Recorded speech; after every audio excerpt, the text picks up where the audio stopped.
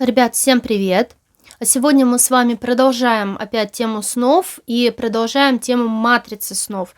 В предыдущем ролике я вам рассказала, как я это видела на тонком плане, то, что происходит с нашим физическим телом и то, что происходит с нашим разумом, а сейчас я уже по большей степени хочу рассказать вообще про сами структуры снов и про саму матрицу, то, что я там видела. И начну с того, на чем я остановилась в прошлом ролике, а точнее про фазы сна. Так вот, я вам говорила о том, что сами фазы сна, что самое интересное, в своем полном круговороте составляют 1,5 часа, что равно 90 минутам, что опять же дает нам отсылку к полной фазе, то есть к одному циклу матрицы, полному циклу матрицы темной. И опять же, если мы с вами посмотрим, допустим, те же самые возьмем цифры, что сколько по времени составляет быстрая фаза вот это вот сна, то есть вмешение манипуляций от общего количества сна нормы человека, то мы опять же увидим с вами очень-очень интересную цифру 20-25%. То есть 25%, если мы берем по максимуму, то это 1/4 выходит от общего количества сна. И здесь я тоже хочу сделать акцент, потому что если мы с вами смотрим, опять же, ту же самую матрицу, которая у нас есть, то там мы тоже видим, что все разделено на четверти. И 1/4, она идет на циферблате выпадающей. И тут мы тоже видим, что 1/4 этого цикла получается тоже выходит выпадающей. И вот таким волшебным, интересным образом у нас сошлись как раз-таки циферблаты реальной матрицы и циферблаты матрицы сна, а точнее того, что происходит с нами, когда мы находимся во сне. То есть, понимаете, опять же, выходит, если мы с вами поделим условный циферблат, помните, да, что матрица, она вообще состоит из 2 циклов. Если мы с вами возьмем отсылку к матрице, если кто-то не смотрел ролики про матрицу, вы сейчас вряд ли поймете, о чем идет речь. У меня есть целый плейлист, посвященный матрице реальности, там я давала все расчеты. Если вы сейчас смотрели эти ролики, то вы сейчас более-менее поймете. Но, в принципе, если вы даже не поймете немного, я сильно заострять на матрицах и расчетах не буду, поэтому можете не думать, что ай, все, пошла какая-то белиберда, выключаю. Это коснется буквально 5 минут. Итак, смотрите, у нас помним, да, что наш вот этот вот полный оборот, 24 полный оборот состоит из 2 оборотов, это 2 оборота по 12. И вот у нас здесь мы тоже можем отследить, что у нас выходит 2 цикла, полных, да, то есть период нашего бодрствования, то есть один, да, 12-часовой идет период бодрствования, второй идет период сна. Именно в периоде сна у нас выходит 2 цикл, запускается матрицы, очень интересный, который как раз-таки отвечает за сон. И если мы с вами посмотрим, в принципе, то, что нам говорят ученые про норму сна, мы выйдем на то, что нам говорят, в норме человек должен спать 8-9 часов. То есть, если мы переложим, опять же, на матричные исчисления, это у нас выйдет, что из 12 часов условных мы должны спать 9. Один опять у нас вот эта вот четверть выпадающая выходит, да, 25. Четверть одна выпадает, и тут же в малом цикле вот этой девятки у нас тоже 25, то есть 1/4 выпадает. И это тоже показательно, как работают вообще схемы матрицы. Понимаете, то есть матрицы, они работают по алгоритмам, и каждый алгоритм, он в чем-то похож на другой, и здесь мы можем четко это отследить, это, конечно, очень удивительно. Когда ты начинаешь делать такие расчеты, и ты просто это видишь, это удивительно. Но я уже сказала, что мы сильно останавливаться на расчетах не будем, просто кто смотрел матрицу, кто смотрел вот эти ролики, тот сейчас может тоже посмотреть на это и сказать «Вау!». Кто не смотрел, как бы можете, если вам интересно, посмотреть. Я говорю, есть целый плейлист. Но давайте дальше. По циклам снах. Если мы с вами, я вам говорила, что я начала высыпаться уже, когда отключила подключки, начала от этого всего избавляться. начала спать по 5-6 часов, и мне этого стало хватать для того, чтобы выспаться. Раньше я спала по 10, по 12 часов могла спать, и я абсолютно не высыпалась. И я вам сказала, что да, это тоже связано с тем, что ночью с меня перестали просто скачивать энергию килотоннами. То есть, что в первой фазе, да, бодрствования нашего с нас постоянно качают энергию, что, ложишься вроде как отдыхать, и там тоже с тебя качают энергию.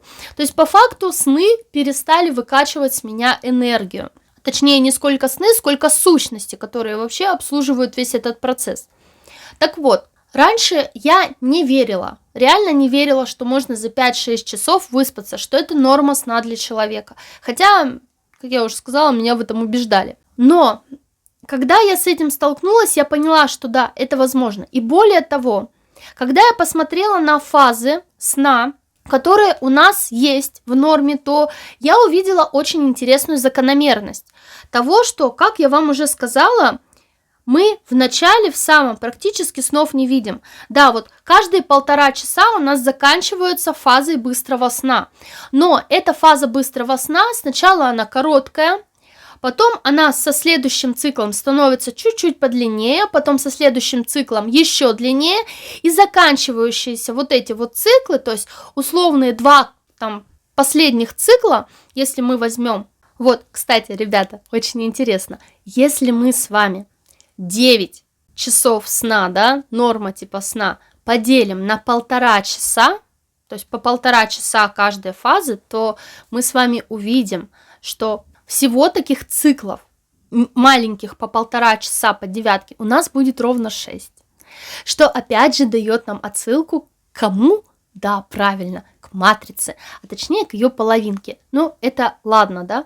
Кто смотрел, тот смотрел. Но тоже интересное наблюдение. Это цифра, как раз-таки цифра, которая очень хорошо отражает матрицу.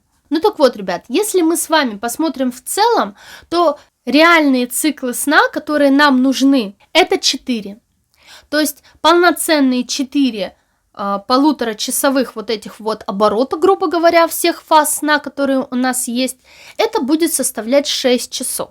То есть 6 часов это полноценные 4 условные вот эти фазы сна. Остальные фазы сна, они просто уходят в быстрый сон. То есть по факту, ребята, в фазу глубокого восстановительного сна мы уходим только в течение первых 5 часов реального сна. После у нас эта фаза просто уходит, и мы просто часами видим сны, ни больше, ни меньше.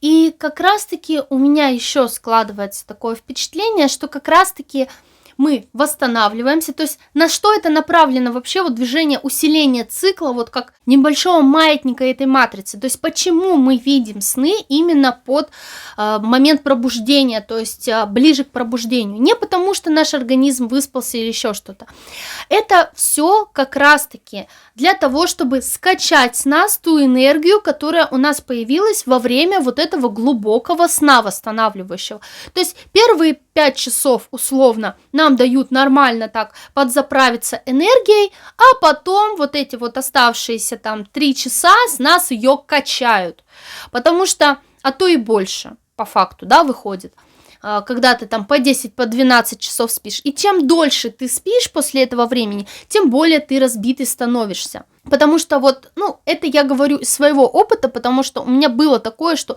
чем дольше я спала, то есть 10 часов могла проспать, там 12 часов, тем более разбитая я становилась. И мне об этом тоже говорил муж, что чем дольше ты спишь, тем тебе хуже. Оно не дает тебе момента выспаться, а ты только больше устаешь, то есть тебя только это больше выматывает. Я говорила, нет, мне надо отдыхать. И сейчас я понимаю, насколько это было глупо с моей стороны, и насколько он был прав, что реально, то есть 5-6 часов из тебя не выкачали ничего, а вот последующие, которые идут часы сна, как раз-таки делают то, что выкачивают с тебя килотоннами энергии. Как бы это ни звучало, потому что снится обычно всякая белиберда, эта белиберда просто начинает выводить тебя на эмоции, ты там рукоплескаешь, ты там что-то типа живешь, причем проживаешь очень-очень быстро, много-много фрагментов всяческих, и с тебя в этот момент просто скачивают килотонны энергии. Вот так вот интересно, ребята. это у меня, по крайней мере, получается. Но вот в эти вот фазы, которые происходят ночью тоже, потому что у меня было такое, что я, допустим, спала и 3 часа, потом бах, просыпалась от того, что мне снится какая-то лабуда, я осознаю ночью, что мне это снится, и как бы просыпаюсь от этого, потом обратно засыпаю, допустим. То есть все равно сны нам снятся в течение вот 1,5 часа, да, в конце вот этого 1,5-часового сна нам что-то снится. Но факт в том, что продолжительность вот этих вот циклов, она разная. Она зависит от количества времени, которое мы проспали. Я надеюсь, это понятно. Пока что в осознании матрицы сна идет такое.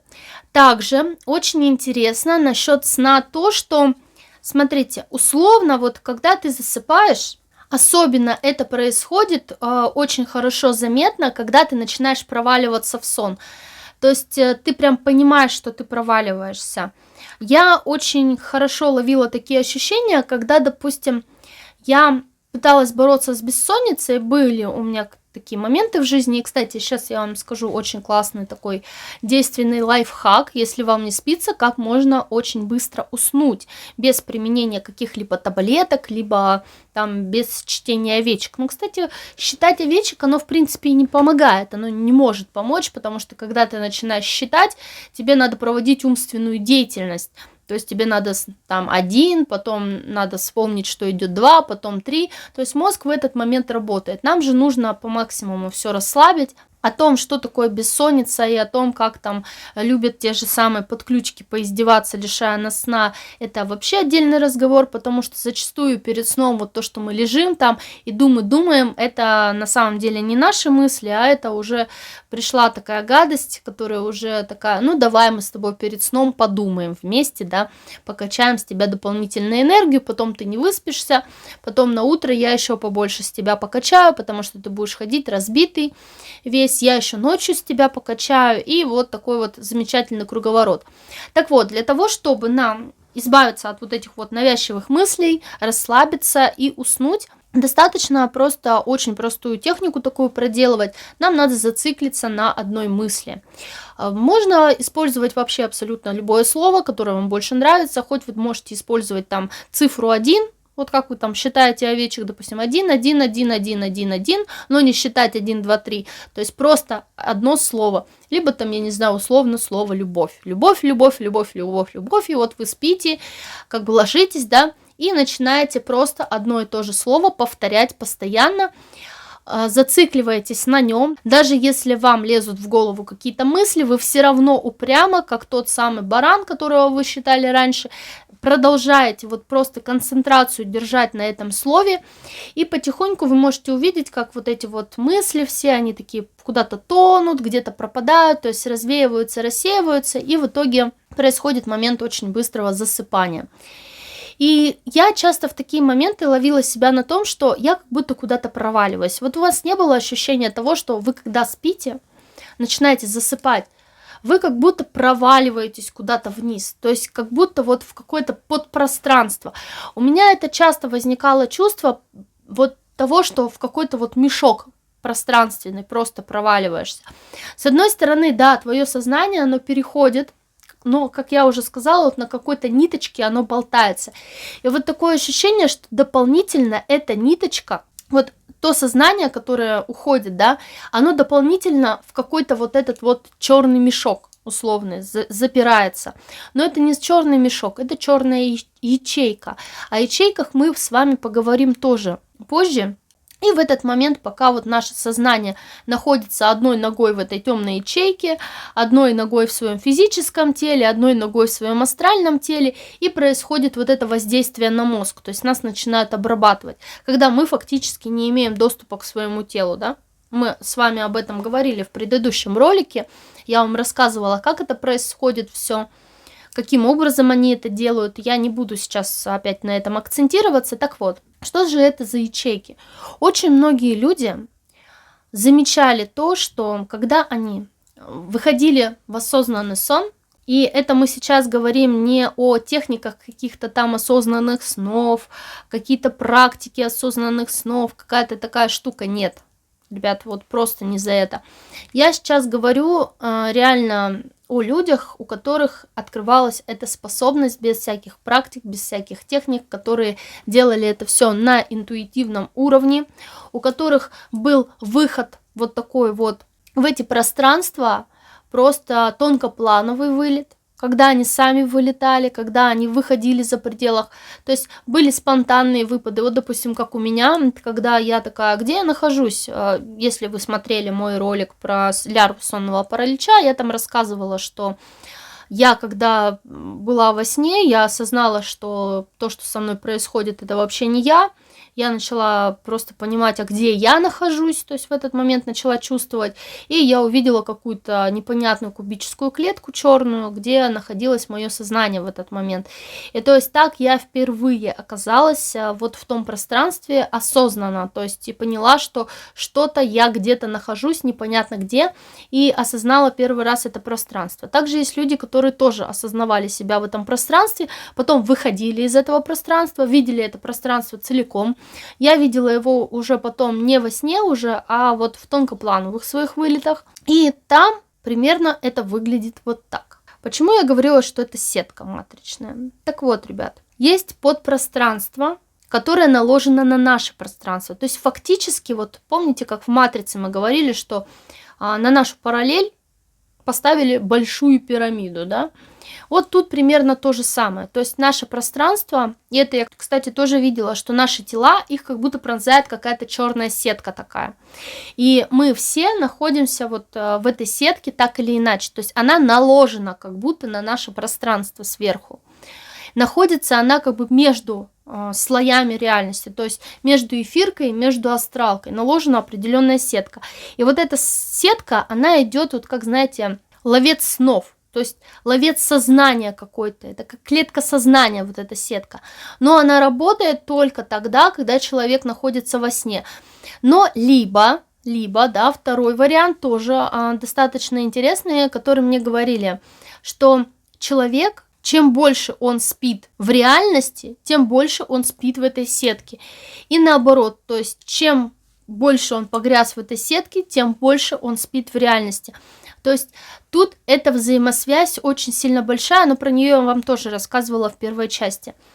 Так вот, если мы берем эту сетку, это пространство, то выглядит оно как какой-то вот, знаете, тягучий кисель непонятный, очень похожий на слизь, но это само пространство вот какое-то такое тягучее очень, как желе, вот какое-то плотное желе.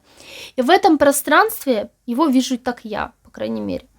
Вот, в этом пространстве находится очень-очень много, прям огромное количество черных ячеек. Одна девушка, которая вот как раз-таки после отключения от матрицы, которая отключилась как раз-таки, начала видеть эту матрицу, тоже отключение от подключек, отключение от матричных структур, начала видеть вот это вот все тоже во снах, то есть, ну, там сами просто начали происходить осознанные сновидения, она увидела структуру снов, как по ним ходить и так далее. Так вот, она видела, как много-много пространства, такое много-много ячеек, огромное количество черных ячеек. Я увидела тоже пространство, где очень-очень много черных кубов, прям огромное количество черных кубов.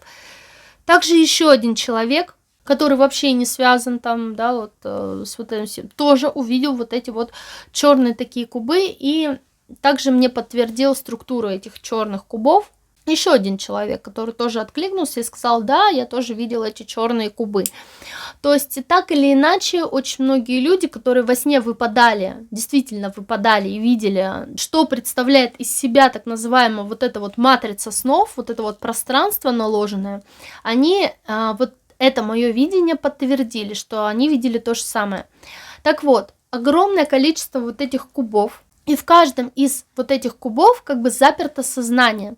Но только сознание, оно находится, понимаете, оно как будто там не находится фактически. Фактически каждый этот кубик-рубик такой, он формирует какой-то сон. То есть он формирует какую-то матрицу сна, определенный сюжет, определенные алгоритмы сна. И там это формируется на тонком. Человек, когда он ложится, у него бах, и это проявляется. Понимаете, то есть это проявляется на тонком, этот кубик со снами, а в его физическом теле есть какой-то как транслятор. Мне достаточно сложно объяснить, что это такое, но оно находится в головном мозге. И оно связано напрямую, подключено к тому, вот к чему подключаются наши глаза. То есть, грубо говоря, то ли к глазному нерву, то ли что-то вот такого вот плана. То есть там есть какая-то условная антенка, которая подключена к мозгу и к глазным нервам. И через эту антенку, когда у нас начинается именно сон, то, что происходит вот в этих коробочках, нас туда как бы прогружают, понимаете? Наше сознание, оно не то чтобы оцифруется, но что-то типа того. То есть наш мозг соединяется по нейросистеме с вот этой вот коробочкой, через вот это вот облачко условное, да, вот этот круглый шарик. И мы начинаем находиться, наш разум начинает находиться в какой-то цифровой реальности, в которую нас прогружают. И далее уже происходит вот эта вот вся обработка сознания. Но вот эти коробочки, они находятся в тонкоплановой мере. И наше тело, когда оно, получается, вот наш разум, да, когда он, эфирное тело, вылетает и переходит в астральное, он, получается, вылетает, и из-за того, что вот эта нитка натянута, про которую я тоже вам рассказывала, он бах, и получается вот просто болтается где-то рядом, ни там, ни здесь, и запирается вот в эту коробку. То есть, понимаете, обработка идет по факту и так, и здесь. То есть сознание как будто остается запертое в эту коробку, и одновременно с этим мозг тоже, он как бы одной своей тонкоплановой частью тоже оказывается в этой коробке. И идет трансляция. То есть пока мы заперты, и нам идет трансляция одновременно, да, и одновременно идет трансляция нашему головному мозгу. Вот такая какая-то система. Я еще не до конца понимаю, каким образом работает вот этот ретранслятор, как его сломать. И мне достаточно интересно опыт людей, которым сны больше не снятся, как им удалось сломать вот эту вот систему. Очень интересно, может быть, кто-то знает что-то, как-то, я говорю, пишите комментарии, мне будет безумно интересно для моих дальнейших расследований вот этого всего, каким образом у вас просто перестали сниться сны, то есть что вы делали, как выходили из этих состояний, ваши примерные предположения, потому что это тоже достаточно важно, то есть как выйти из этих состояний. Так вот, самое интересное про то, как раз-таки, когда я вам говорила, что когда нам начинается вот это вещание, то есть вещается сон какой-то, он состоит из алгоритмов и состоит из определенных сюжетов. И там ведут ваш мозг. То есть мозгу прописывается определенная роль, которую он отыгрывает в этом сюжете. И эти алгоритмы выстраиваются, мозг, конечно, тоже по-своему реагирует, и в зависимости от его реакции его ведут по какой-то из веток. То есть это примерно так. То есть сюжеты, они тоже там нелинейные, они идут разветвлениями. И в зависимости от того, на что среагирует мозг, туда нас, грубо говоря, его и поведут, нас отправят, поведут наш мозг. Так вот, ребят, насчет техники сновидений. Сейчас вам расскажу опыт человека, который осознает себя во сне, то, как я с ним разговаривала, то, что он мне подтвердил реально. И мы сейчас будем говорить не о человеке, который там какими-то практиками осознанного сна занимался, чем-то вот таким вот, как я уже сказала. Мы будем говорить о человеке, который как раз-таки начал выходить в осознанные сны, и у него открылось вот это вот все после того, как он подключал подключки, и после того, как он проснулся. Именно момент его пробуждения и именно его ощущение вот этой вот матрицы и вот этих вот снов по-другому дало ему возможность ходить в них, то есть не при помощи каких-то практик. Поэтому я буду сейчас с вами говорить то, что есть с опыта реального человека. Смотрите, как мы вообще говорили. То, что видела я, вам расскажу, и то, что говорил он. Так вот, он говорил, что когда ты идешь во сне, ты можешь выйти за пределы сна, снов очень много, и ты можешь как бы выходить вот в это вот пространство, если как бы сможешь выйти из сна, да, аккуратно, то есть по алгоритмам сна можно выйти из сна и выйти как раз-таки вот в это вот пространство с кубиками, где очень-очень много вот этих вот ячеек, кубов. И получается, что все сны, как я уже сказала, идут по алгоритмам. Когда ты движешься во сне, очень важно, как он говорил, действовать по алгоритмам сна. То есть алгоритмы сна, потому что система, которая ведет сон, а это получается все подчиняется матрице и, как я понимаю, искусственной нейросети какой-то. То есть у сна есть не только сюжет, но и какой-то искусственный интеллект, какая-то матрица, какое-то определенное ИИ, которое контролирует вот это пространство сна. Потому что, когда мы идем по сну, мы должны действовать по алгоритмам. Если мы начнем действовать не по алгоритмам, нас выбросит. То есть, либо усыпит. Я это видела так тоже, что если ты пробуждаешься, вот если человек вдруг начинает во сне осознавать себя, это знаете, как шоу Трумана. Вот, очень хороший пример, наверное, фильм «Шоу Трумана». Когда он начал действовать не по алгоритмам, актеры, которые были на этом шоу, они сразу же начинали тушеваться, они такие, они не знали, что ему ответить, то есть для них это было что-то, ошибка в системе, понимаете, то есть это была ошибка в системе. И тут то же самое, что это была ошибка в системе. Если вы начнете что-то как-то действовать во сне не по вот этим вот ходам, уже прописанным сценарием, то это вызовет ошибку в системе. Система вас сразу вычислит, что вы осознались во сне, и как я это видела на тонком, как будто осознали, что во сне и бах, что-то как будто впрыснули. Вот как будто что-то резко, как инъекцию какую-то вводят или еще что-то для того, чтобы типа усыпить. Резко усыпить. То есть он начал ворочаться во сне, как снотворное вкололи, все. Дальше расслабился, уснул. Либо же тебя просто выкидывает в этот момент. То есть ты как ошибка, и тебя система и выкинула, если ты осознал. Как я воспринимаю оба этих алгоритма? Смотрите, первое, когда тебя выкинуло, это понятно, ты проснулся.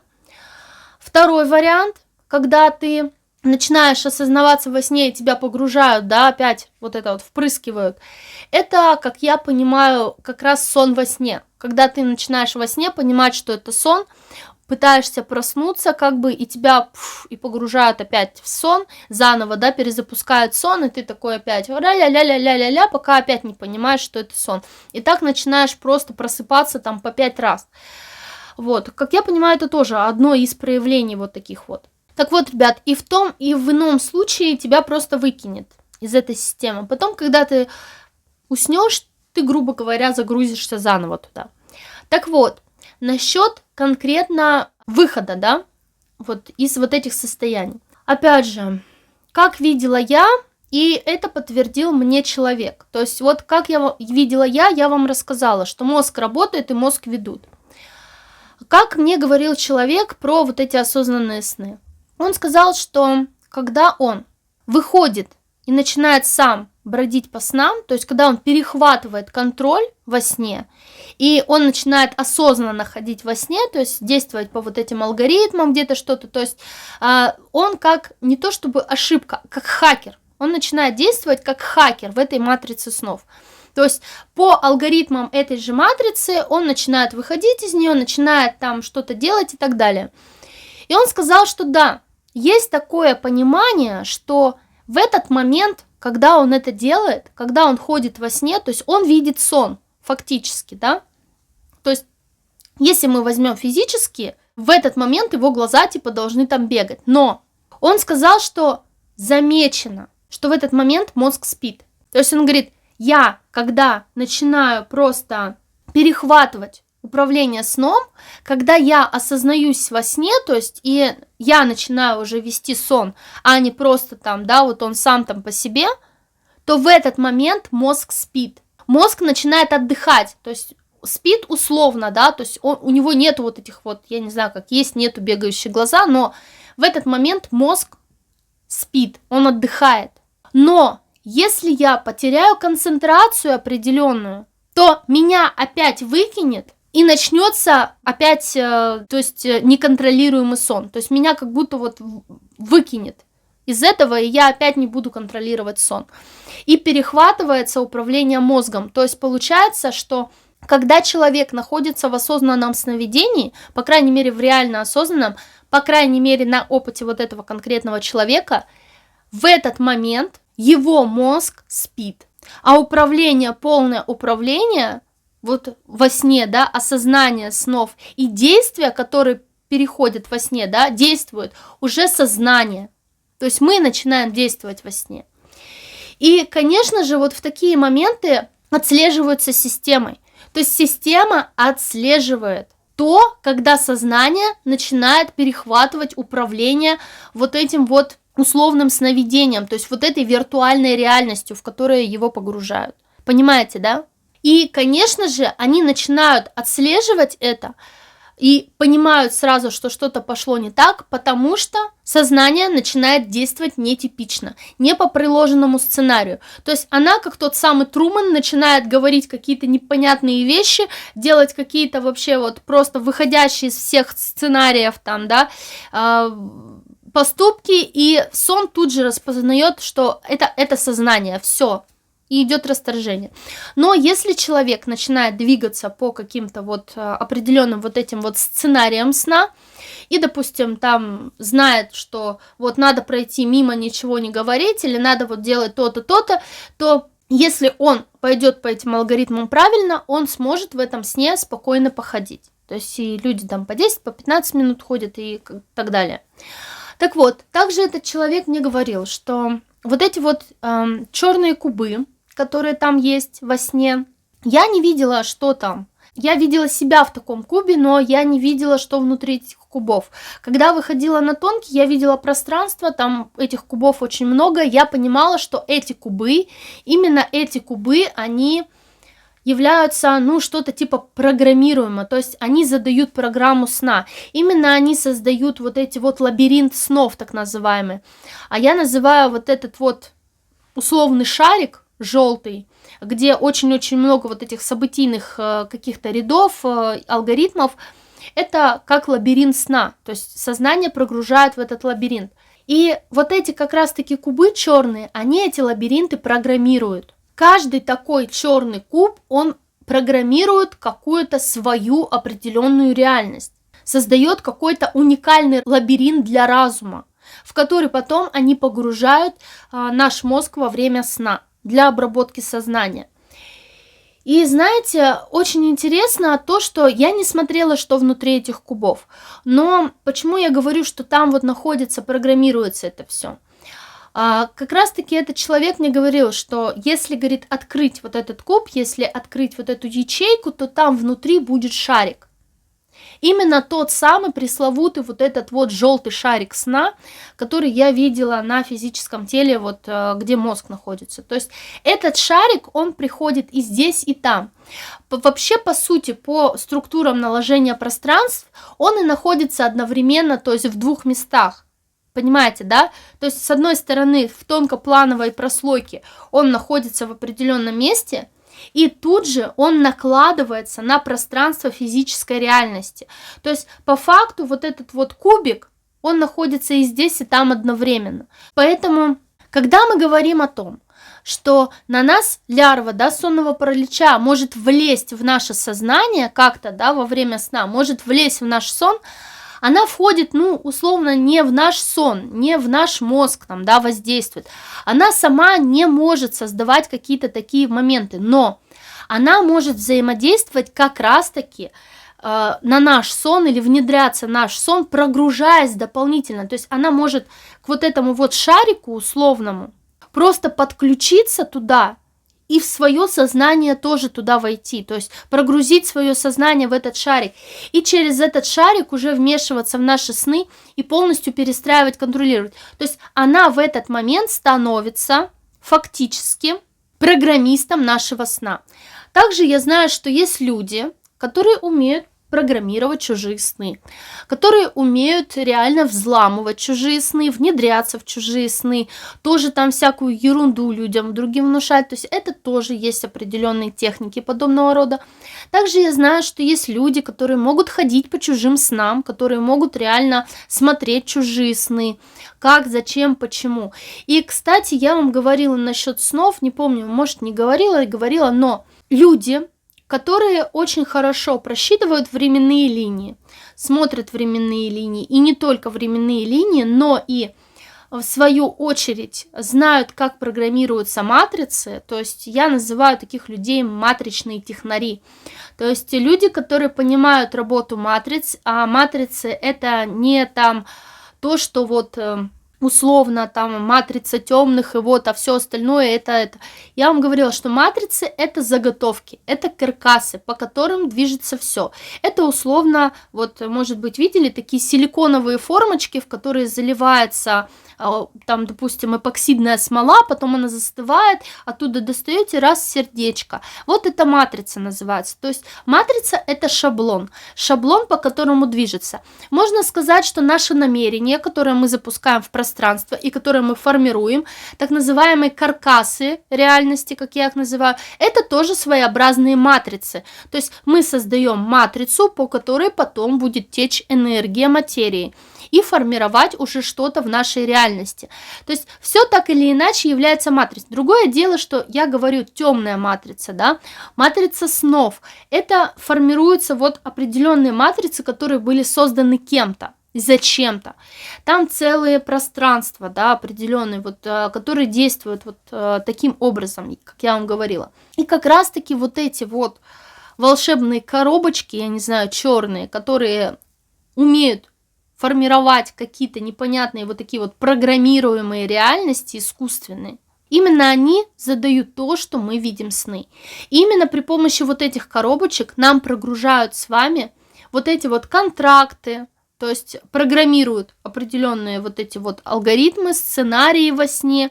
Мы видим контракты, еще что-то. А то, что я вам говорила про осознание себя, да, отражение во сне, как мы можем по отражениям ориентироваться. Наш мозг и наше сознание, они работают вкупе. То есть то, что я вам говорила, что сознание, по сути, участвует в этом процессе, но еще и участвует мозг. И что вот эти вот сценарии, которые прописываются вот в этой искусственной реальности, они пропускаются через мозговую активность. То есть это я говорила в первом ролике, в первой части про сны, можете посмотреть, пересмотреть. Здесь я частично еще скажу. То, что они транслируются через нейросеть мозга. И по факту мозг начинает искать что-то похожее. Понимаете? То есть он начинает искать похожие отражения у себя в физическом виде, в котором он их начинает находить. И самые явные отражения, которые он находит, связанные с физической реальностью, я вам рассказала в другом ролике. Называется он «О чем молчат соники. Реальные толкования снов». Посмотрите, кому интересно. Там тоже я рассказывала, если вам снится, там, допустим, дом, что это значит, если вам снится ваша квартира, если многоэтажки снятся, лестницы, в том числе мы там обсуждали про поломанные лестницы, которые снились практически каждому вообще человеку. Посмотрите ролик, он крайне интересен. Ну а на этом я уже буду заканчивать свою вторую часть. Я и так очень много рассказала про сны. Я надеюсь, многие из вас смогли составить примерно картину происходящего. Если у вас какие-то есть мысли по теме снов, если вы видели, также выходили, допустим, вам удавалось выпадать, и вы видели эти пространства, делитесь ими, пожалуйста. Мне будет интересно почитать. А также мне будет интересно почитать. На самом деле мне очень приятны все ваши лайки и комментарии. Они дают мне очень большой стимул к работе, особенно если вы делитесь со мной своими успехами, достижениями. Для меня это просто невероятный стимул того, что то, что я делаю, это все не зря. То, что я делаю, это кому-то нужно, это кому-то действительно помогает. Каждый отклик человека, который сказал, что Надежда, благодаря вам я избавился от мигрени, которая преследовала меня там на протяжении 20 лет, и мне уже не помогали никакие таблетки. Каждый отзыв о том, что вы там перестали болеть после того, как вы посмотрели мое видео. Каждые вот такие вот теплые слова просто о том, что ваша жизнь меняется, что в вашей жизни происходят колоссальные изменения, она на самом деле просто невероятно вдохновляющая. Поэтому делитесь этим со мной, ну а также делитесь этим с другими людьми, потому что, поверьте, ваш опыт, он может вдохновить других и может дать им стимул перестать сомневаться, начать работу над собой и тоже добиться результатов, может придать веры в себя. И, возможно, именно ваши слова, ваши сообщения, ваш внутренний посыл найдут отклик в другом человеке для того, чтобы его жизнь тоже колоссально изменилась. Поэтому давайте вместе, ребята, вообще создавать вот это вот общее энергетическое поле, которое будет пробуждать человечество. Давайте делиться с людьми, окружающими нас, знаниями. Давайте пытаться тоже как-то что-то кому-то рассказывать. Я пытаюсь, рассказываю вам, вы пытаетесь рассказывать другим. Так и происходит вот эта вот цепочка. Просто когда одна искорка зажигает пламя из других искорок, она передает свой внутренний вот этот вот импульс к другой искорке, так к другой, и происходит вот эта цепная реакция. И именно эта цепная реакция способна порождать пламя. Поэтому делитесь, не молчите. Я уже записала ролик про молчание, что на самом деле мы одиноки, пока мы молчим. Просто не молчите. И, возможно, это даст толчок к пробуждению кому-то из вашего близкого круга и ваших родных людей. Ну, а я хочу напоследок вам напомнить, что все обсуждения по теме мировых новостей, каких-то событий, просмотр тонкого плана на какие-то будущие события, все это переехало на мой телеграм-канал. Теперь я там делюсь с вами всем, что я вижу, наблюдая за мировыми какими-то событиями, также что я вижу по теме временных линий, допустим, мировых событий и так далее. Все это я сейчас рассказываю на телеграме, потому что на ютубе мне не очень нравится, как эта площадка вообще реагирует на это все, и почему-то здесь я делаю это через силу, там же зато я сейчас вздохнула прям и с облегчением просто каким-то очень много, очень с удовольствием рассказываю вам, делюсь каждое воскресенье перед еженедельным стримом, который проходит у меня в солнечном клубе. Я рассказываю очень много про мировые новости, обсуждаю их с вами, делюсь каким-то своим взглядом на ситуацию. Ну и многое-многое другое. Также рассказываю про альянсы и прочее. Ну, то, что вы любите, для того, чтобы вы тоже были в курсе, для того, чтобы могли на многие ситуации взглянуть с какого-то другого ракурса. Так что, если вы любите какие-то мировые новости, что-то вот такое, то есть комментарии какие-то на тему тех или иных событий, которые происходят, проходите, подписывайтесь на мой телеграм-канал. Ну, а также, если вас заинтересует, к моим прямым эфирам можете воскресным тоже присоединяться. Ну а на этом, ребят, я вас всех люблю, обнимаю. Ваша Надежда Солнечная. До скорых встреч!